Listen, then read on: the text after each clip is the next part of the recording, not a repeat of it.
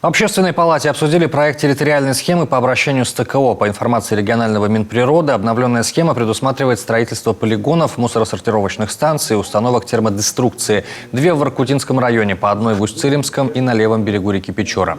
Новая технология позволит утилизировать мусор на месте, а не возить его за сотни километров. В конечном итоге это может существенно снизить тариф. Сегодня до 80% структуры тарифа на обращение с ТКО именно транспортная составляющая.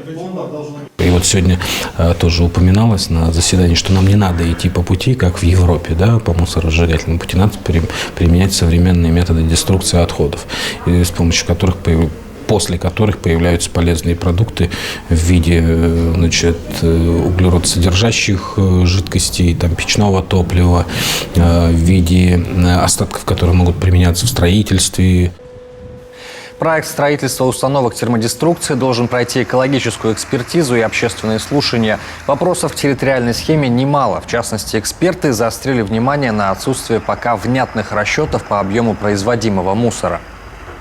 Безусловно, нам нужно внимательно еще раз посмотреть на территориальную схему, но, как мы уже поняли, пока не будет фактических замеров, которые будут только в конце следующей осени, да, получается, 2021 года, мы все равно не выйдем на фактические объемы, а все равно они взяты примерные, расчетные, и мы это понимаем прекрасно, и, конечно, мы понимаем, что с этим надо работать.